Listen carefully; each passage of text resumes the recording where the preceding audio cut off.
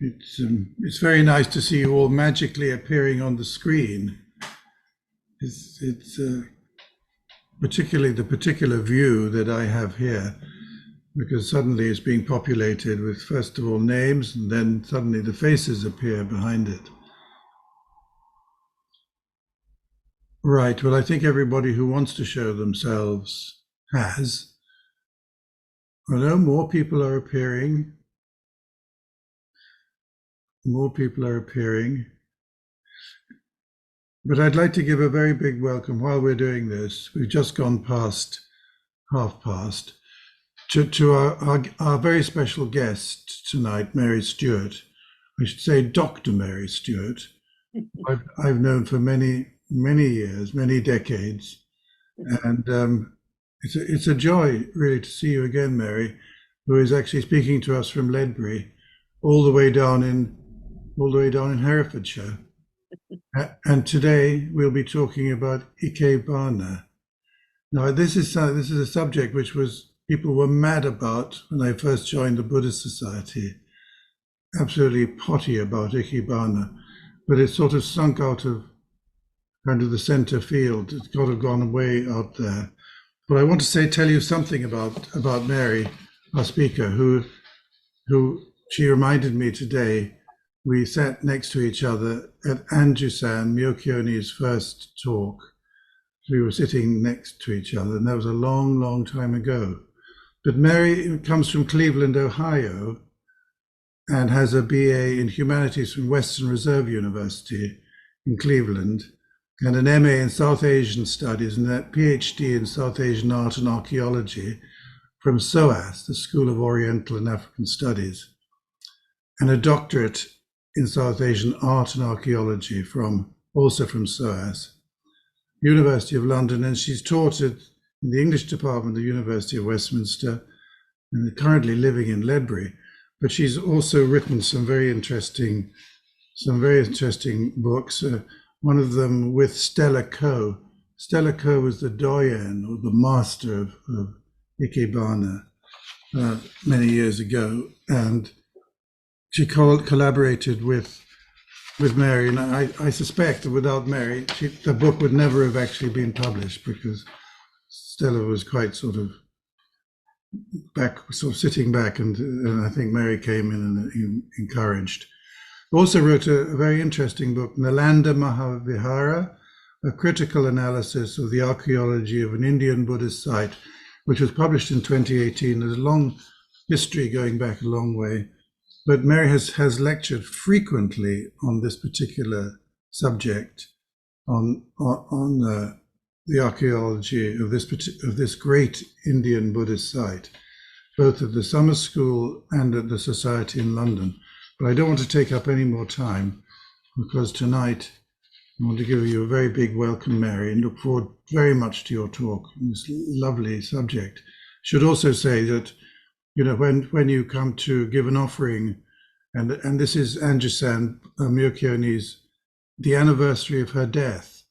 So it's almost like giving an offering of the things that please the senses, the eyes, you know, the scent, and so on. You know, it appeals to all the aesthetic senses, and that's part of an offering. I think of it as an offering. I don't know what Mary might think of it, but Ikebana is the most beautiful thing, really. Thank you, Mary.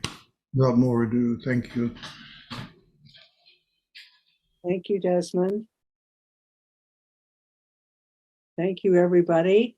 It's a pleasure to be here with you tonight, and I'm going to be talking about Ikebana, the Japanese art of flower arrangement. And the word Ikebana is a combination of Ike, which means living, and hana, which means flowers or plant material. And that is freshly cut branches, vines, leaves, grasses, berries, fruit, seeds, flowers, as well as wilted and dried plants. Any natural substance may be used. In today's Ikebana, many arrangers use glass, metal, plastic, and a variety of other artifacts and materials. In Japanese Buddhist terms, Ikebana is known as kado. And kado means the way of flowers. Ka is flowers, and do means way or path to self-realization. And the arranger, using natural material, practices to become one with the universe. There is no separation between the arranger and the arrangement. In other words, Ikebana practices kado is meditation in action. Ikebana is an art that goes back many, many centuries. And over time, it has developed its own symbolic language. In every basic arrangement, the three main stems represent the harmony between heaven, earth, and man. So we have the highest branch is heaven, the middle branch is earth, and the bottom branch would be man. And each arrangement is meant to be composed to look as natural as possible, as if the material was arranging itself. And once the basics have been mastered, that is after years of study, an Ikebana arranger is free to express his or her own originality. In other words, Ikebana is more than just placing a bunch of flowers in a vase. And this evening, I'd like to look at Ikebana's origins as a Buddhist temple offerings. And then I would like to look at its development over 700 years in the dominant samurai culture, from an exclusive do or way to a much admired and prized decorative art, as different schools of Ikebana were established. By the end of the 18th century, these could be mastered by members of other social classes. And finally, wait for it, by women. So we shall look at 20th century at the Sogetsu school, which is the one that I studied, which by the mid 20th century pioneered as a major Japanese post-war export business. And finally, we'll look at two Sogetsu school masters arrangements by Stella Coe, the first non-Japanese master of Sogetsu Ikebana, and then some of my own arrangements.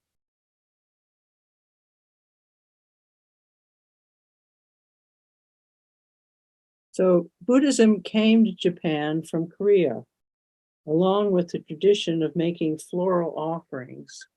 And this all happened in the 6th century. But we haven't any 6th century examples, but we do have bronze castings of lotus arrangements. Here's one, there's another. Such as we see here in the altar in front of the present incarnation of the Daibutsu, or the great Buddha at Todaiji temple, the Todaiji in Nara. And here we have a detail of it. You can see these bronze castings. And you can also see that they're painted. And the original image dates from 752, but this is a later image, needless to say. And the bronze casting are also probably more recent. The second example is by the side, over here on the left side. You just see it, barely see it. of the famous Kamakura Daibutsu. And this dates from the 13th century. And as I say, we can only see a glimpse of this. It's actually not even there anymore. But we know from historical records that the image and the bronze cast lotuses were once gilded and they were in a temple. And we know from these records that the last temple that enclosed them was washed away in a tsunami in 1498. Another example is the Hyogo Amida Daibutsu at Nofukuji in Kobe. But this one dates from 1991. This was cast in 1991. And chances are the gilded bronze lotuses are also date from that time. But this is the way very early arrangements would have looked. And placing a floral offering before a Buddha image continues to this day, only this is an Ikebana arrangement. Now, the most fascinating phase of Ikebana history is its development between the 12th and the 19th centuries, a time when Japan was under military rulership. And over these 7 centuries, the changes that the ruling warriors or samurai class brought to Ikebana were influenced by Zen Buddhism. And the main change was the cultivation of the way of the warrior, Bushido.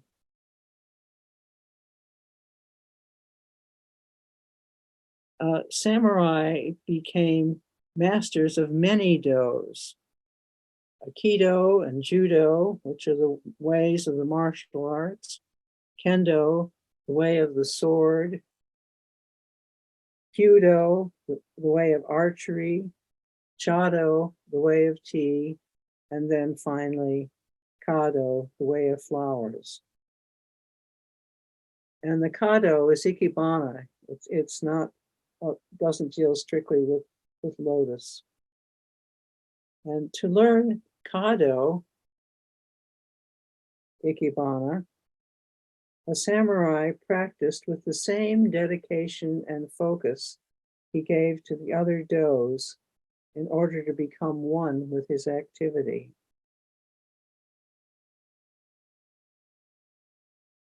Wait a minute, let's see what we got. Okay. Now, the original instructors were Buddhist monks. Here's one here. He's putting cherry branches in a vase, and you can see the cherry tree on the side over here.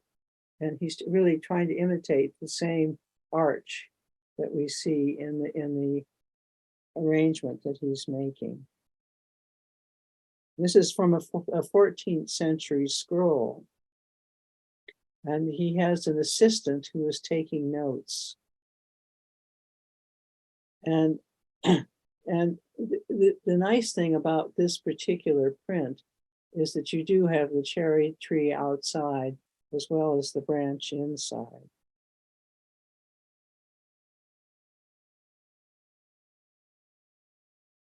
The monks employed to teach Ikebana in samurai households were known as doboshu. And this doboshu is making an Ikebana arrangement in a tokonoma, which is an alcove specially designed to hold a flower arrangement and usually a painting or a scroll behind it. His assistant here is holding a branch, and at the far end of the room are two baskets of Ikebana material, of branches and other material. And 7 samurai are attending his classes.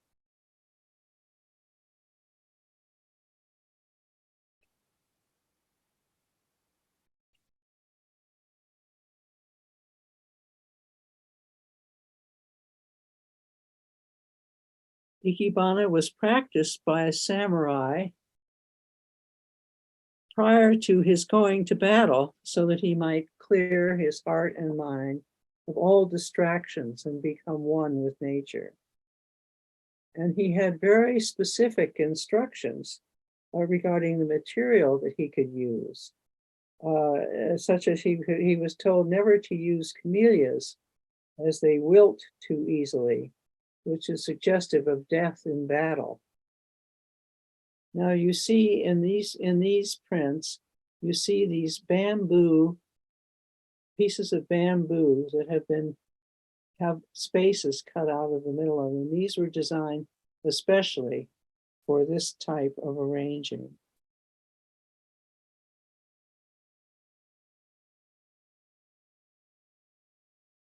The first formal school of Ikebana, which is dedicated to teaching a particular style, was located in Kyoto at the Rokuku-do, an ancient Buddhist temple on the side of a lake. See the lake over here. And traditionally, the head monk was known as Ikenobo, or monk of the lake. And in the 15th century, Senno Ikenobo, already famous for his Ikebana arrangements at the imperial court, wrote a book, the Kadensho, in which he set forth his philosophy, techniques, and rules for arranging. Thus, the first school of Ikebana is known as the Ikenobo school. So Ike means lake as well as living. It's a different character, let's put it that way.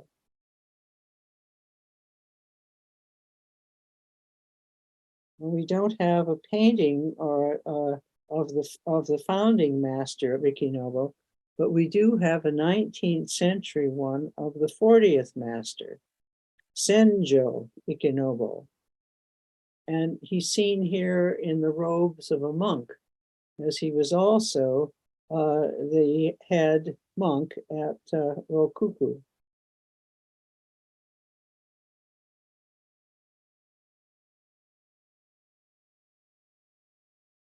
The original Ikenobo style was the standing or Rika style, seen here. A formal style in which the main branch extended several feet. And then we have a less formal style, or it's freer. It's not as tight as this one. A freer style that's known as nigiri. And nigiri means thrown in. But as you can see, it's not quite as relaxed or freestyle as it might be. There's still a lot of art to it.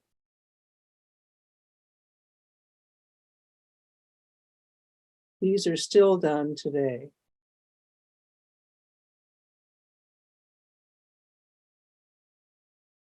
In the 1970s, Sene Ikenobo, who was the 45th Iemoto, or headmaster of the Ikenobo school, was the main demonstrator at an Ikebana International Conference at Hoddesdon in Hertfordshire.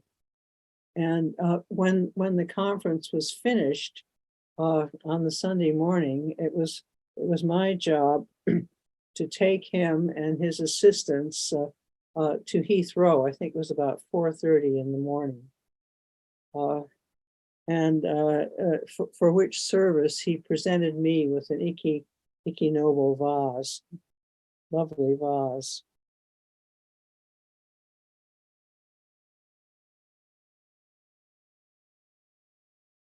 Men in Japanese feudal society not only practiced Ikebana in their homes, this would be after the 15th, 16th centuries, but they also held Ikebana exhibitions. And the first that was held at the Tanabata Festival took place actually in 1399. So it's much earlier than in the 15th century. But this print is of a 19th century Tanabata Ikebana exhibition. And we see that these are Ikenobo arrangements. And the titles would tell you who did the arrangement.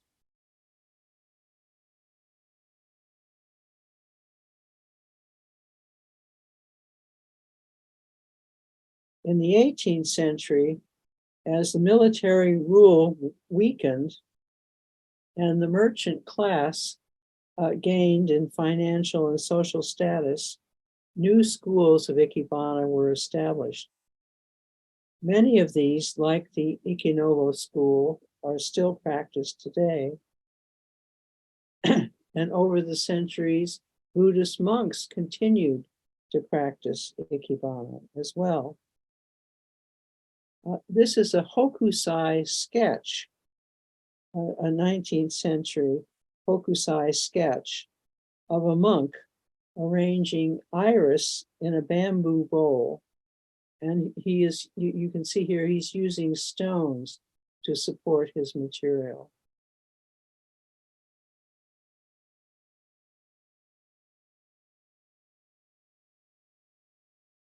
Ikebana remained the province of men until the late 18th century, at which time women began to practice.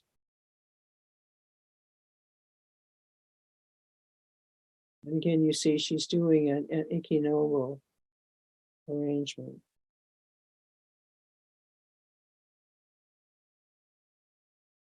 This beautifully attired lady is putting a plum branch in a vase.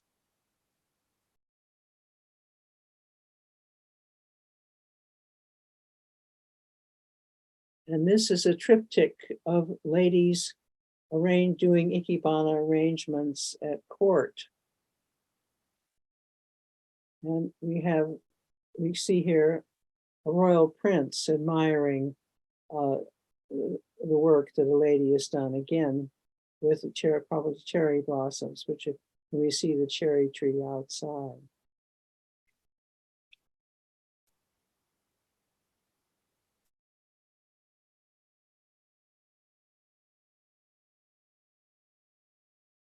By the mid-19th century, as Japan opened itself up to Western influences, Ikebana became less formal and more popular. In fact, it was customary for young ladies to learn both Ikebana and the tea ceremony, chado, so that they could qualify themselves as suitable brides. So we think that this is probably a bridal school. This is a triptych showing a bridal school. And you can see the bamboo container over here containing flowers. And while this lady is working on her arrangement.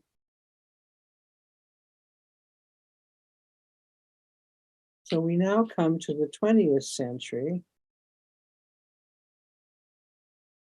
And the Sogetsu, or Grass Moon School. It was founded by Sofu Teshigahara. And Sofu was born in 1900.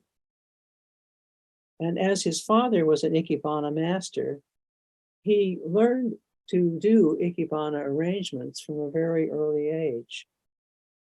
But by the time he was 27, he felt that Ikebana was a boundless field for free personal expression. So he started his own school.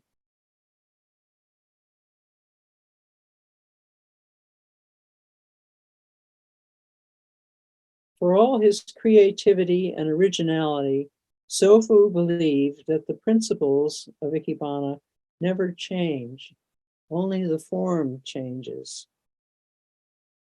And Sofu's arrangements embodied the essential quality of Ikebana, the intuitive understanding of how to choose and arrange the material in a three-dimensional asymmetrical balance.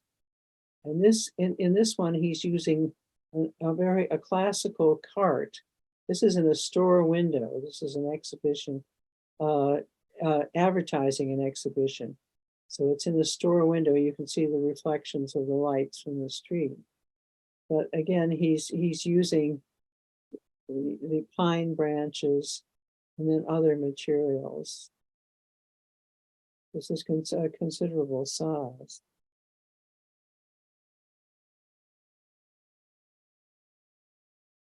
And he often used his own calligraphy as background for his arrangements, making Ikebana part of a larger artistic experience. And this particular ceramic vase was designed by Isamu Noguchi, and it's called a kabuto, or helmet.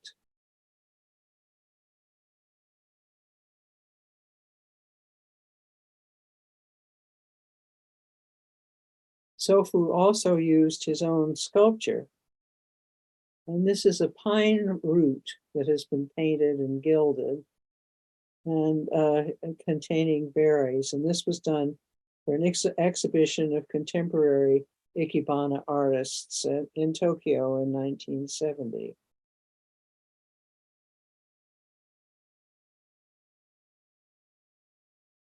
And here he is using a painted screen with his arrangement. And the this is a Ming ginger jar. And the material is driftwood, dried branches, and chrysanthemums. And conceivably, this is his own painting behind him.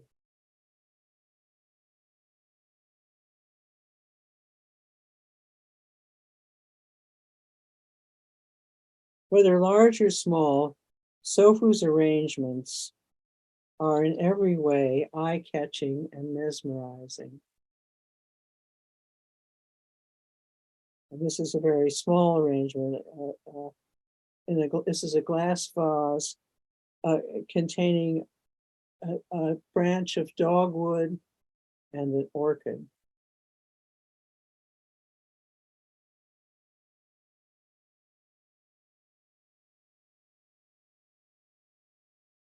Now I'm going to tell you something about Stella Coe. Sofu had another revolutionary idea when he set up his school, and that Ikebana should not remain an exclusive Japanese art, but be one that anyone, anywhere could study and master. And Stella Coe, who also was born in 1900, was his first non-Japanese student. And she moved to, she married an American, she was English lady, but she married an American banker and went with him to Japan in 1927, the year that Sofu opened his school. So she went to Japan, little imagining that she was embarking on a life-changing experience. And this all got started when Stella noticed her housemaid doing an Ikebana arrangement. So she asked her what she was doing, and the maid was telling her, "Oh, this is Sogetsu school." And Stella was interested, so she signed up and started studying. And she continued to study until 1939, at which point she returned to America. And they had to get out of Japan. But she went with Sofu's blessing and full teaching qualifications, so that she could bring Sogetsu to the United States. And in the 1950s, the late 1950s, she returned to London and began teaching Ikebana in London. And here she is. This is her in her studio in a Nelson House in Pimlico, where she lived. And at the same time that she was teaching Ikebana, she was also taking Zen classes with Toby Humphreys, who then was the president of the Buddhist Society. She was an active member of the Buddhist Society. And one of her very early students was the Tibetan monk Chogyam Trungpa Rinpoche. And I met Stella in 1973 at the Buddhist Society Summer School, and where she was giving a class.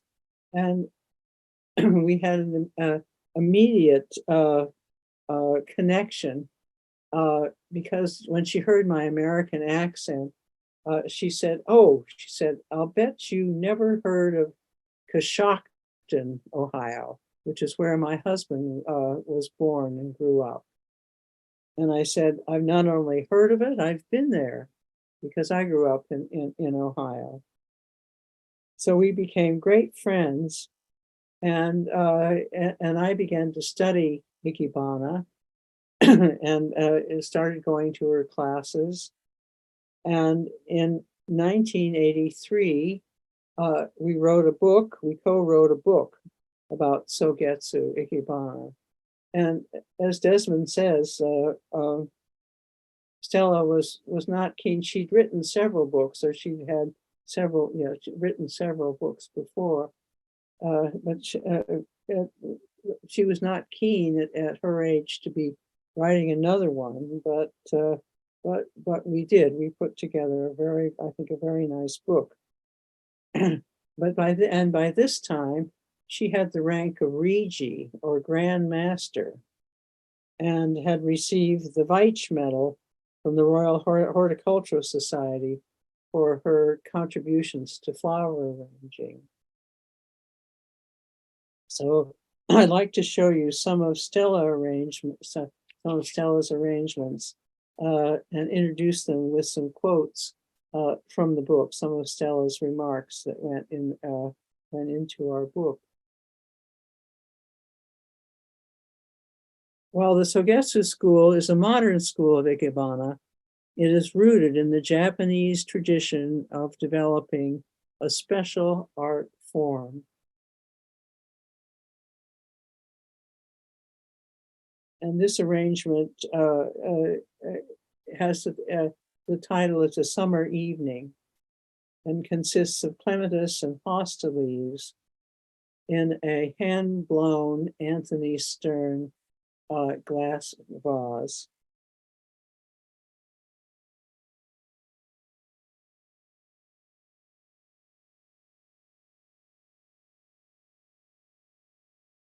Ikebana is a discipline of the inner spirit for the ultimate purification of the mind and heart.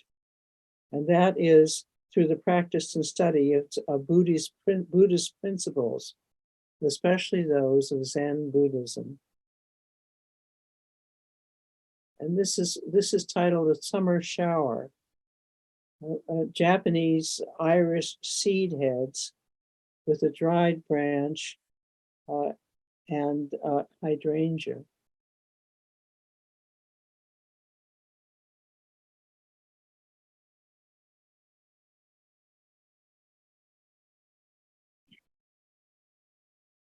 I have found that the practice of the art of Ikebana over the years has significantly deepened my understanding of life. And this is called Fill Up the Well with Snow. And this is Jasophala and white Japanese tulips on a piece of driftwood.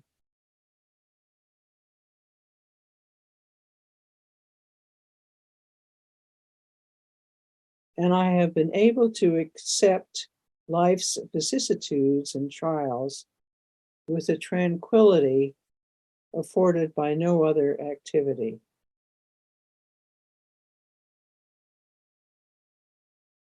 Title of this arrangement is The New Year Dawns, and it has white orchids, dry Japanese vine, and a pine branch.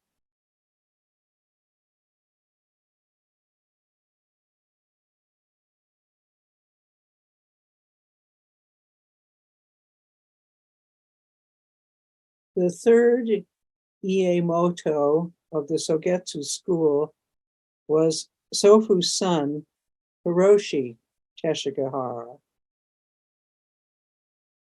And in 1983, he was the main demonstrator at the Ikebana International First European Regional Conference, which was held at Maidenhead.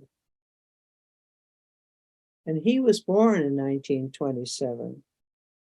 And although he too learned Ikebana as a child, he went into the film business, and he had an international reputation as a film producer.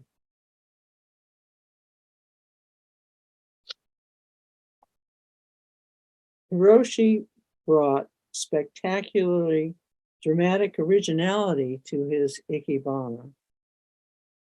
His special skills were with bamboo, as seen here in this Tokyo exhibition. If you can imagine with these arrangements, you can see the size of the people that are looking at them. And for his demonstration at Maidenhead, he had about 10 crates of bamboo air freighted from Japan, which he and his assistants spent hours preparing.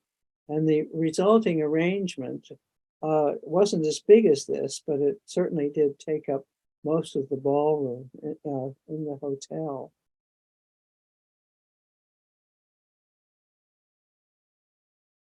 Like his father, Hiroshi was expressively original with the small as well as with the large. And this is the photo that he sent us for the foreword he wrote to our book, which consists of a bean and a clematis.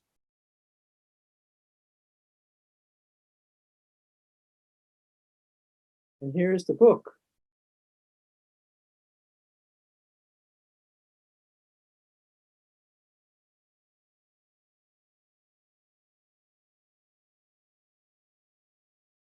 So I'd like to finish on a personal note. Ikebana classes were an integral part of my life from 1973 until 1986, at which time Stella went back to America with her family. And I have given Ikebana demonstrations locally for various floral societies, as well as for the London Sogetsu chapter. And this is a picture of me demonstrating in 2015.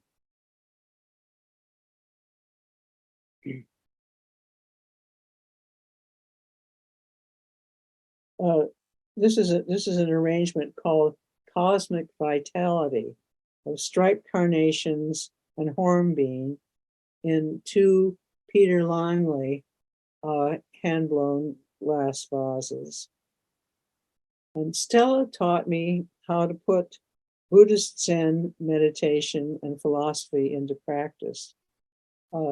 First, to learn the fundamentals in order to live them.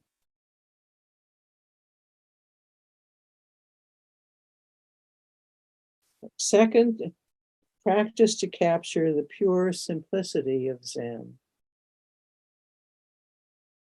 This is titled A Winter's Moon, and it's white chrysanthemums and pine in a moon container, which was designed especially for Sogetsu arrangements. Third, to experiment and use new ideas and new combinations of materials. This is a freestyle arrangement of orange lilies, peony leaves, and bamboo hoops.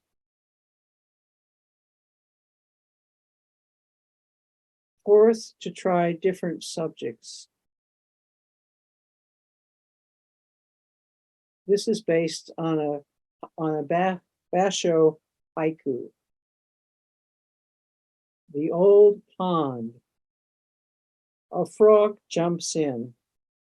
The sound of water.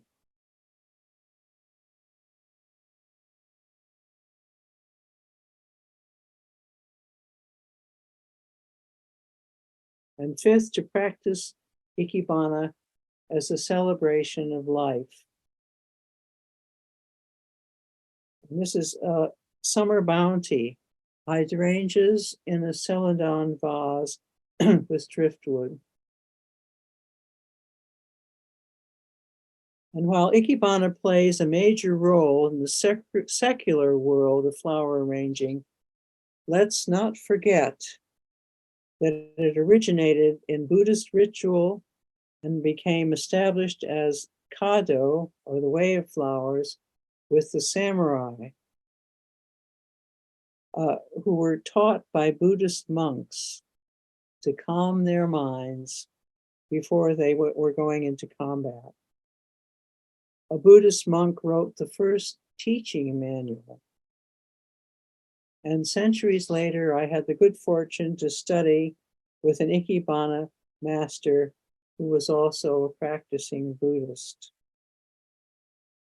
So Ikebana has been for me, and for those who had the privilege of studying with Stella Coe, a deeply rewarding and life-changing spiritual experience.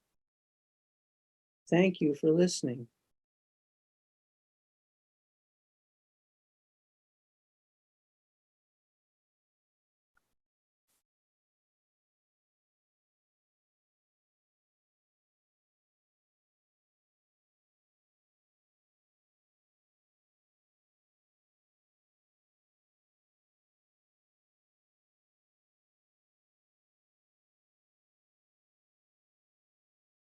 I think you're muted, Desmond. How about that? Is it any better? Yes, that's good. Can you hear anything? Yes. You can hear me? Good. Yes. Thank you so much, Mary. That was really interesting. I'm curious to know where, if one were to take up this dough, where would one? Is it still easy to gain access to school, to teachings, and so on? And where would one? Yes. Yeah. Oh, yes. There's something like 300 schools of Ikebana in existence. It's a multi billion zen or yen business. It's very, very big business, and there are many schools here in England, and you can look them up and find yourself a teacher and find yourself a class any place in this country. And do you think that they're all good, or there's some which are better than others, or if we're living in London, where would one go? There's a Sogetsu chapter in London, but there's also Ichio School and Ohara School, Ikenobu School exists in London. They're all available. There's an organization called Ikebana International that always puts on exhibitions and shows all of the arrangements from various different schools. And Ichio is another one. So it's definitely it's very accessible and very easy to find teachers. Yes. So if anyone would like to ask a question, maybe they could put up the little hand thing there, raise hand at the bottom, and then we can. Mary, maybe you'd like to operate the the technical side of it, would you? No, that's okay. Well, if anybody gives me a question, I'm happy to answer. Hello, Mary. Thank you for that lovely presentation. I so enjoyed it, and I took a number of photos actually of those beautiful arrangements, which really grabbed my attention. And I wanted to ask you how you were taught by your teachers in terms of the Buddhist idea of meeting the moment as it is and recognizing the naturalness of the flowers. How does that work? I know it takes years to learn it, but is there something you could say about that briefly? Well, I think what I can say is that this is a very individual practice, and we each have to do it for ourselves. And it certainly starts by attending the class, doing what the instructor, the sensei, the teacher tells you to do, and then through practice until it becomes almost like learning how to drive a car. It becomes a natural part of your own everyday practice. But the thing about it is, as I said in the beginning, it's meditation in action, so that your entire concentration and focus is on what you are doing in that very moment. And that is how you go about it. Same way as learning how to meditate. Thank you. Okay.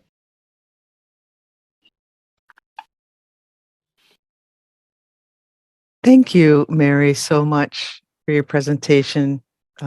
This is Liz. I would have put Liz there, but I didn't have the option. So, but it was so exciting and so inspiring, and to see these pieces and yours as well. And I was just floored with the originality and the freshness. I do a lot of arrangements for altars, but I don't claim to be an Ikebana practitioner. But the experience is something you might comment on. I guess I would say that the experience for me has helped me to see the world around me differently. Even though I've been an artist, I'm an artist, but it's really made an impact. And then also, you know, the least I do, the best it is. So when I start to do too much, I say, oh, no, this isn't. So it's really just the action. And I wondered what your take was on whether you manipulate plants, to change the plant or not. Well, that would take about 50 minutes to the idea is, I mean, one of the things that we used to do if we were, as I would take Stella out driving and so forth, we'd be going down a country road and she'd say, "Stop the car."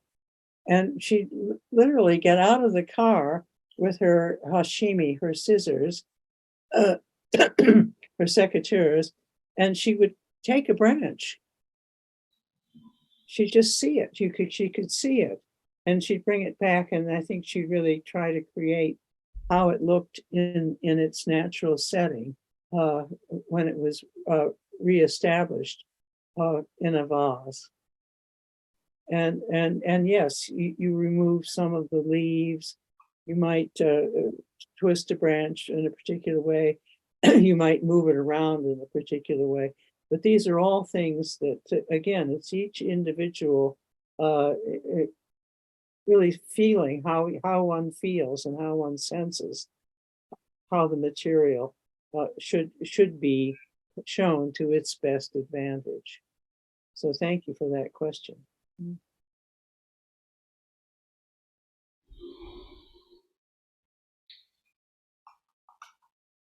There is a feeling that despite the sort of sophistication and complexity of those things, there's a kind of underlying naturalness to it. So although the branches might look extraordinary, there's a kind of feeling that it's natural as well, and that's something very not forced, unforced about it. Well, this is it, and you with practice you begin to get a feel for exactly how it works and how how to go about it. So I think that's all I would be saying this evening before I lose my voice. I think that brings us to the end of the evening, because you have to leave at past, don't you, Mary? You're off.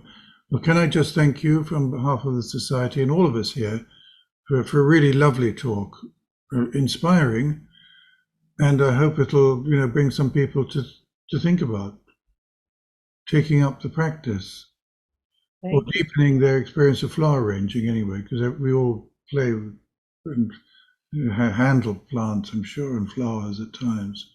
I'm sure it'll bring something more to it. Thank you so much, Mary.